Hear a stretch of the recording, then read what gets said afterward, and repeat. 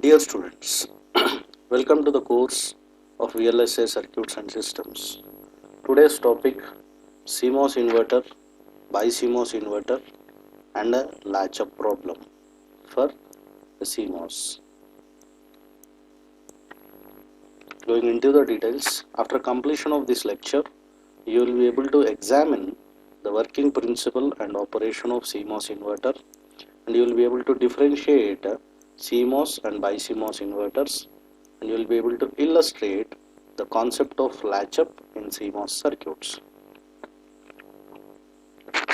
CMOS inverter, as I mentioned in our previous class, we will be going into the details of this CMOS inverter. So let us take the circuit schematic of a CMOS inverter, where it involves a pull-up device as a PMOS transistor and pull-down device as an NMOS transistor.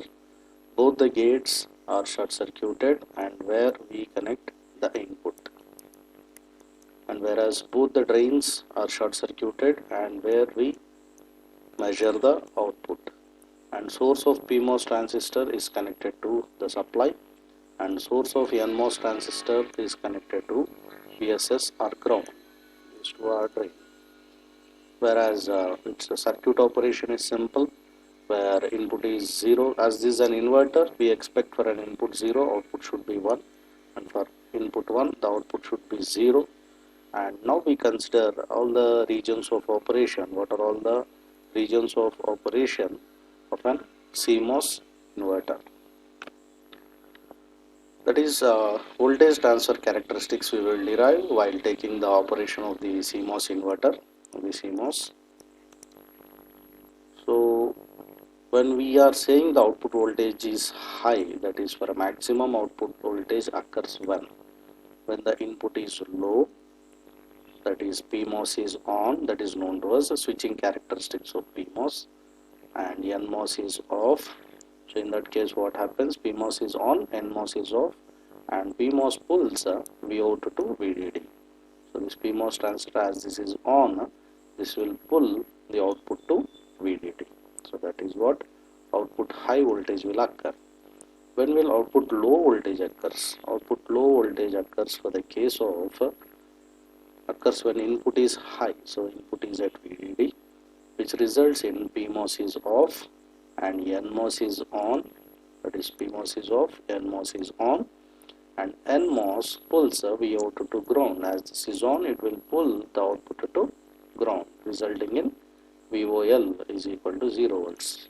Mark this, VOH and VOL, that means output high and output low. The representations VOL, VOH, what are they typically? So what is the logic swing? Maximum swing of output signal will be VOH minus VOL, that is between output high and output low.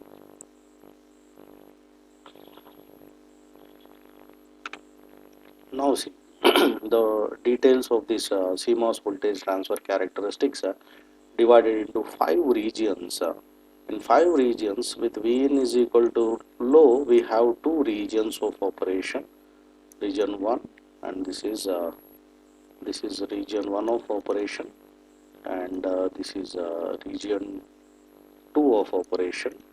Whereas at midpoint of when Vin is exactly is equal to Vout, typically 0.5 times of VDD, this we call it as region 3 of operation, that is a single point actually.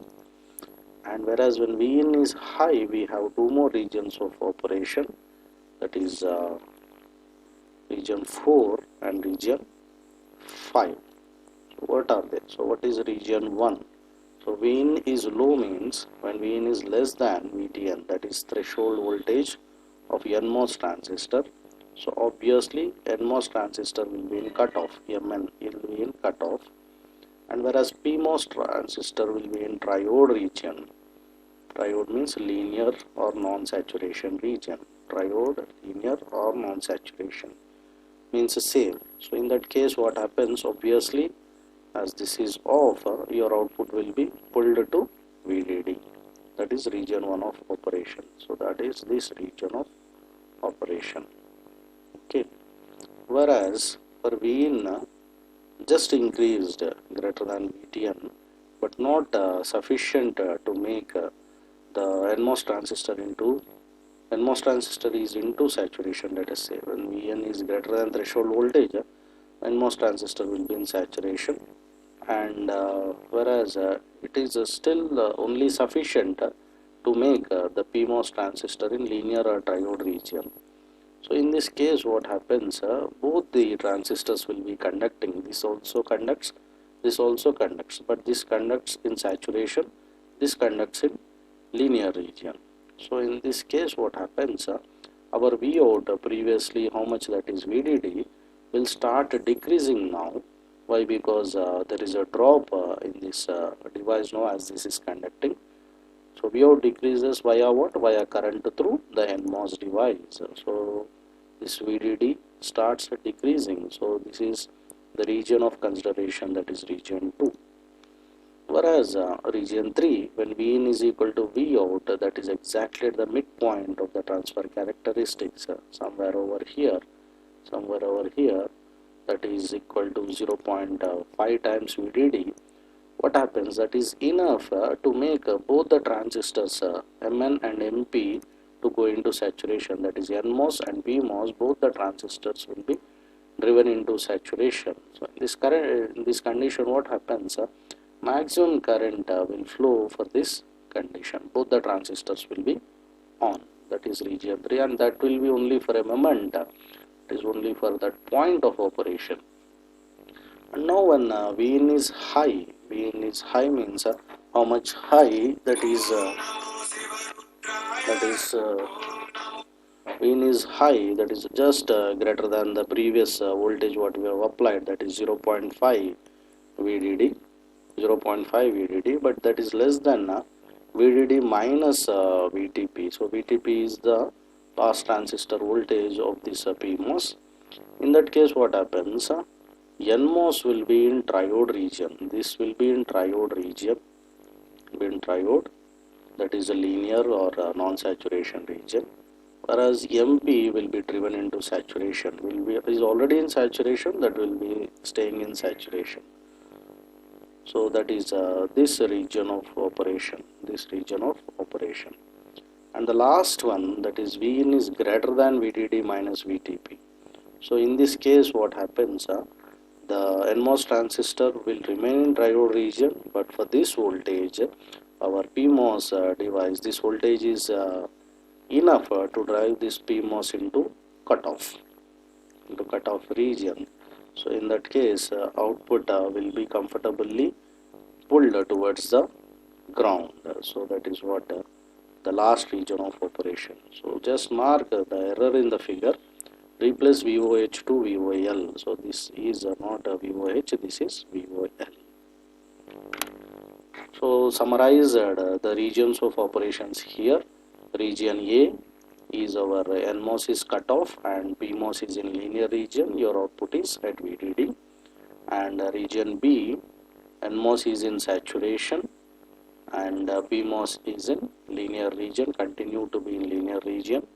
Whereas NMOS has changed from cutoff to saturation, where the current, the voltage decreases because of the drop in NMOS transistor. And region C, both the transistors will be in saturation. NMOS will remain in saturation, whereas PMOS will turn from linear to saturation, that is in C. And in region D of operation, what happens, from saturation NMOS will turn to linear region, whereas PMOS continues to be in saturation. And whereas in region E, NMOS will continue to be in linear region, where PMOS turns into cutoff. So in this case, when you consider region C, that is our maximum current flowing region of operation, the currents in both the devices may be equated, that is IDSP PMOS device can be equated with IDSN, that is NMOS device. So in that case, when we derive IDSP, that is given as beta by 2 into Vin minus VDD minus VTP whole square, whereas the NMOS device current is Bn by 2 into Vn minus Vtn whole square. from which we can express Vn in terms of beta ratios with this equation. So solving the above equation, we will get W by L ratios as for PMOS device, what is W by L ratio should be equal to 2.5 times W by L ratio of an NMOS device. That is what we commonly say for a CMOS transistor. The size of PMOS transistor should be 2.5 times the size of an NMOS transistor in order to maintain the proper transfer characteristics which are desired. So looking to this figure as the transfer characteristics for beta n by beta p ratio with equal to 1. So when this need to be changed or it is shifted towards the origin, this ratio should be greater than 1 maintained, and when you want to shift it away from the origin, the ratio should be maintained as less than 1. So when coming to the BiCMOS inverter, other forms of the inverters from CMOS to BiCMOS. So BiCMOS inverter, here you can say the approach is the MOS portion will be used in order to generate the logic function, whereas a bipolar transistor part will be used to drive the output loads in order to improve the speed of operation. So while considering whether this is behaving as an inverter or not, with Vin is equal to 0 volts, when you apply 0 volts here, transistor T3 will be off and T4 will be on, resulting in T2 on and T1 as off, resulting in which will conduct the base of T2. Enough amount of current will flow through base of T2, and this will be in on state, and it will be providing the capacitor a path to charge towards the supply, resulting in an output of high, that is logic 1. So that is described here. Now we have one more condition with Vin is equal to VDD, that is logic 1. So what happens in this case? That is reverse. T4 will be off, T3 will be on, so in turn T1 will be on and T2 will be off. So here what happens, because of T1 is on, the capacitor has got a path to discharge towards the ground, that is described here. So in this case what happens, T1 and T2 both, this T1 and T2 will provide low impedances when turned on into saturation. When this is turned on into saturation, this will provide a low resistance path, and when this is turned on into saturation, this will be providing a low resistance path. So charging and discharging will happen rapidly, improving the speed of the device.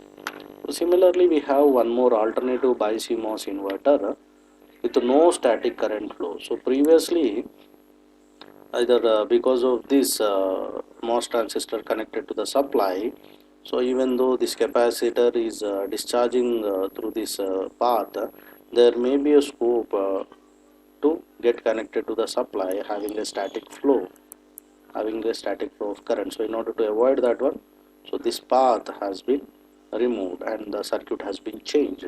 Hope this is understandable. So now one more improved BiCMOS inverter for base current discharge. All of us know, so previous circuit and this circuit are same almost, because this T1, T2, this T3 and T4 forms our previous circuit. Only thing to discuss here is base current discharge. In order to remove the excess base currents from the transistors, in BJT configuration we have used a resistor here, but this is occupies large area. Now we are using a transistor as a discharge path. Base current is excess amount of charge carriers will be removed here through this transistor. Similarly, for this base transistor, we have this NMOS in order to remove the excess charge carriers. Hope this is clear. So latch-up is a very simple problem in CMOS circuit. Pictorially that can be understood properly. Actually, what is latch-up means?